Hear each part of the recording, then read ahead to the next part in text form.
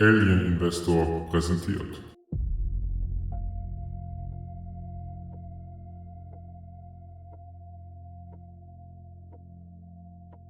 Als Bitcoiner steckst du viel Zeit in deine Sicherung, Hardware-Wallet, Stahl-Backup, vielleicht deine Passphrase, vielleicht sogar Multisig. Alles mit einem Ziel, niemand außer dir kommt an deine Coins. Und wenn du ehrlich bist, weißt du auch, was das bedeutet. Kein Mensch in deinem Umfeld versteht, was du da eigentlich tust. Was ist, wenn mir etwas passiert? Kerstin kennt meinen Seed nicht. Mio schläft und meine Erben wüssten nicht einmal, wo sie anfangen sollen zu suchen. Das ist das Paradoxon der Selbstverwahrung, Commander.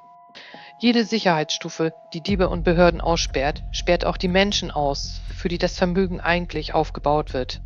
Und die Datenlage ist eindeutig. Die meisten Bitcoin gehen nicht verloren, weil sie gestohlen werden. Sie gehen verloren, weil niemand mehr an sie herankommt.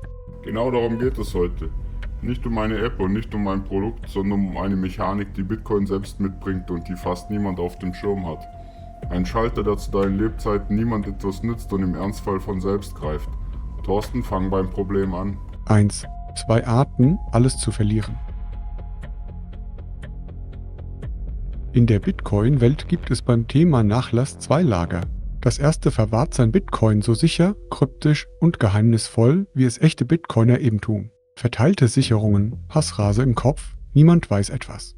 Das zweite Lager lässt die Bitcoin einfach auf der Börse liegen und denkt gar nicht erst darüber nach. Beide Lager scheitern am selben Problem, nur aus entgegengesetzten Richtungen. Beim Börsenguthaben erben die Angehörigen eine Forderung gegen ein Unternehmen. Das funktioniert mit Papieren, Sterbeurkunde und Erbnachweis. Aber es waren nie wirklich deine Bitcoin und das Unternehmen kann pleite gehen, gehackt werden oder Konten sperren. Beim Hochsicherheitssystem ist es umgekehrt. Die Bitcoin gehören wirklich dir und genau deshalb sind sie im Ernstfall wirklich weg. Stirbt der Schlüsselinhaber, ohne dass jemand ansieht und Passphrase kommt, sind die Bitcoin nicht eingefroren. Sie sind für immer verloren. Das erste Gesetz der Selbstverwahrung kennt jeder. Not your keys, not your coins. Das zweite ist unbequemer. Lost keys, lost coins. Nach gängigen Schätzungen sind bereits Millionen Bitcoin auf diese Weise unzugänglich geworden, ein erheblicher Teil davon, weil Besitzer ihre Schlüssel mit ins Grab genommen haben. Ein Bankkonto wird im Erbfall per Erbschein freigegeben. Bei Selbstverwahrung gibt es keine Stelle, die irgendetwas freigeben könnte. Die Blockchain kennt keinen Erbschein. Es gibt also 2 Arten zu scheitern. Zu früh zugänglich bedeutet, jemand bedient sich früher, als dir lieb ist. Gar nicht zugänglich bedeutet, alles ist weg. Beide Fehler sind endgültig. 2. Warum die naheliegenden Lösungen scheitern. Der erste Impuls der meisten ist einer von 3 Wegen. Und alle 3 haben denselben Konstruktionsfehler, sie erkaufen die Erreichbarkeit im Todesfall mit einer Sicherheitslücke zu Lebzeiten. Weg 1, der sieht im Testament. Das ist der schwerste Fehler. Ein Testament ist kein Geheimdokument. Es liegt beim Notar oder beim Nachlassgericht, wird im Erbfall eröffnet und ist für alle Beteiligten einsehbar. Miterben pflichtteilsberechtigte Gerichtspersonal. Jeder, der die 12 oder 24 Wörter liest, kann die Bitcoin sofort bewegen. Und zwar bevor irgendein Gericht über die Erbfolge entschieden hat. Weg 2, der Zettel im Tresor oder im Bankschließfach.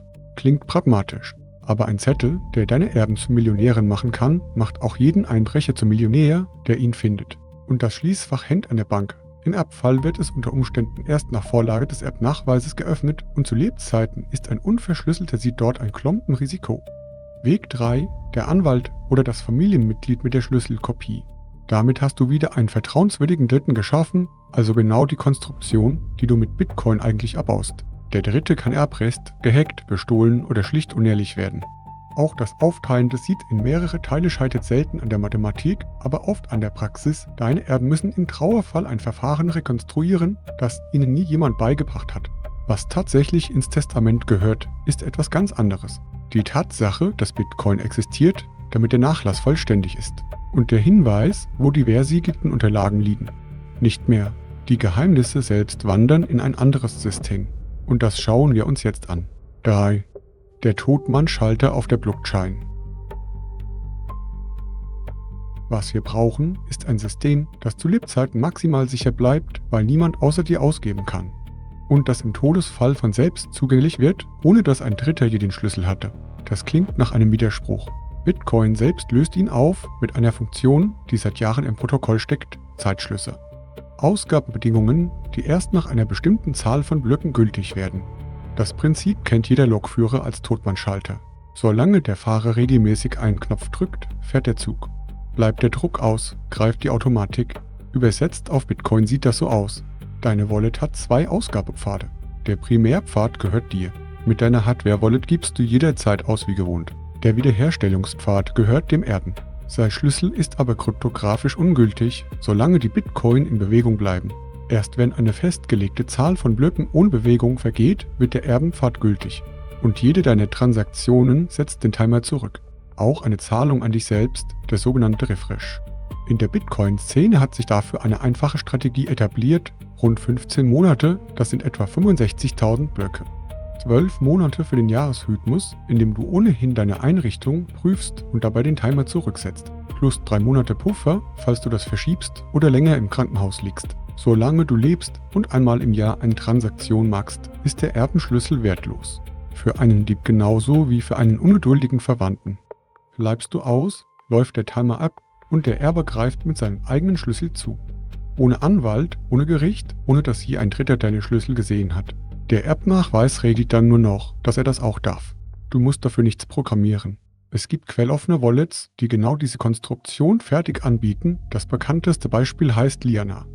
Die Details, welche Hardware das unterstützt und wie die Einrichtung abläuft, ändern sich mit den Versionen. Die Mechanik dahinter ändert sich nicht. Und falls du dich um deine Privatsphäre sorgst, im Alltag sieht die Blockchain von alledem nichts. Erst wenn der Wiederherstellungspfad tatsächlich genutzt wird, wird die Bedingung sichtbar. Dieser Preis fällt genau einmal an. Im Erbfall. 4. Das unterschätzte Problem. Erben sind keine Techniker. Jetzt kommt der Teil, an dem selbst durchdachte Systeme scheitern. Die beste Kryptographie hilft nichts, wenn niemand von dem Vermögen weiß. Dein Erbe muss 3 Hürden nehmen, nicht eine. Er muss wissen, dass es existiert. Er muss wissen, wo es liegt. Und er muss wissen, wie es funktioniert. Stell dir die Situation realistisch vor. Dein Erbe ist in Trauer, steht unter Stress und vor ihm liegt ein System aus Begriffen, die er nie gehört hat. Seed, Passphrase, Wallet, Pfade. Deshalb endet die Nachlassplanung nicht mit dem System. Sie endet mit einem Paket, das ein technischer Laie unter Stress benutzen kann. In dieses Übergabepaket gehören 3 Dinge. Erstens der versiegelte Seed des Erbenschlüssels. Zweitens der Bauplan der Wallet, denn bei einer Konstruktion mit mehreren Pfaden reicht der Seed allein nicht aus, um die Bitcoin auf der Blockchain überhaupt zu finden. Dieser Bauplan enthält keine privaten Schlüssel und darf großzügiger gesichert werden, in mehreren Kopien. Und drittens eine Anleitung in einfachen Worten, welche Software installiert wird, woran zu erkennen ist, dass der Timer abgelaufen ist und an wen sich der Erbe wenden kann. Dazu der wichtigste Satz der ganzen Anleitung. Sich Zeit lassen, nichts überstürzen, niemandem den Seed zeigen. Und wie bei jedem System gilt, erst testen, dann vertrauen. Das komplette Szenario lässt sich in einem Testnetz mit wertlosen Bitcoin durchspielen. Zeitschluss auf wenige Blöcke stellen, den eigenen Todesfall simulieren, die Wiederherstellung mit dem Erbenschlüssel durchziehen. Idealerweise gemeinsam mit dem Erben.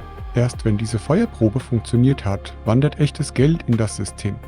Denn ein Nachlassplan, den die Erben nie geübt haben, ist nur eine Hoffnung mit Unterschrift. Von was das Recht regelt und was nicht. Zum Schluss der rechtliche Rahmen. Vorweg das Wichtigste. Das hier ist keine Rechts- und keine Steuerberatung. Für die konkrete Nachlassplanung gehört ein Anwalt oder Notar an den Tisch, idealerweise einer, der mit digitalen Vermögenswerten umgehen kann. Die gute Nachricht, rechtlich ist Bitcoin ein Erbfall wie jeder andere. In Deutschland, Österreich und der Schweiz geht das Vermögen als Ganzes auf die Erben über. In Deutschland hat der Bundesgerichtshof 2018 klargestellt, dass auch der digitale Nachlass vollständig vererbbar ist. In Österreich läuft der Übergang über das Verlassenschaftsverfahren, ein Notar ermittelt das Vermögen und erst der Einanforderungsbeschluss des Gerichts macht die Erben zu Eigentümern. In der Schweiz erwerben die Erben den Nachlass unmittelbar mit dem Tod, legitimiert durch die Erbbescheinigung. Die schlechte Nachricht kennst du schon, all das regelt nur, wem die Bitcoin gehören. Nicht, ob jemand an sie herankommt. Zwischen Recht haben und Drankommen liegt bei Bitcoin die gesamte Nachlassplanung. Genau die Lücke, die der Totmannschalter schließt. Dazu kommen Pflichten, die viele unterschätzen. Erben müssen den Erwerb dem Finanzamt anzeigen, in Deutschland innerhalb von 3 Monaten. Geerbte Bitcoin gehören ins Nachlassverzeichnis und Pflichtteilsberechtigte haben einen Auskunftsanspruch. Und eine Warnung an ungeduldige Verwandte gehört auch hierher. Wer als Mittlerweile den Seed findet und die Bitcoin still beiseite schafft, begeht keine Bagatelle, sondern riskiert ein Strafverfahren. Scheinanalyse funktioniert auch für Ermittler im Erbstreit. Die Steuerseite bleibt im deutschsprachigen Raum überschaubar. In Deutschland gelten die üblichen Freibeträge der Erbschaftssteuer, für Ehegatten und Kinder sind sie hoch. Österreich hat die Erbschaftssteuer abgeschafft. In der Schweiz ist sie kantonal geregelt, Ehegatten und direkte Nachkommen bleiben meist steuerfrei. Die konkreten Zahlen und Details stehen im Buch. Fassen wir zusammen. 2 Arten zu scheitern, 3 Wege, die nicht funktionieren und eine Mechanik, die das Dilemma auflöst, weil sie ohne Vertrauenspersonen auskommt. Was daraus folgt, dazu zurück an den Commander. Bevor es weitergeht, kurz zum Fundament deiner Freiheit. Geld. Wenn du unkompliziert Bitcoin kaufen und gleichzeitig diesen Kanal unterstützen willst, habe ich was für dich. Mit 21 Bitcoin kannst du unkompliziert und schnell Bitcoin kaufen und gleich per Auto-Wallet-Transfer auf deine eigene Wallet übertragen lassen. Ich habe das Kennwort Alien Investor im System hinterlegt. Das ermöglicht eine Ersparnis von 20% bei den Kosten für den Kauf bei 21 Bitcoin. Genau, und wer Bitcoin hat, muss sie auch wie ein Profi sichern. Ich nutze dafür die Bitbox. Für diese digitale Tresorschachtel aus der Schweiz gibt es mit unserem Kennwort 5% Preisnachlass. Die Verlinkungen dazu befinden sich unter der Videobeschreibung.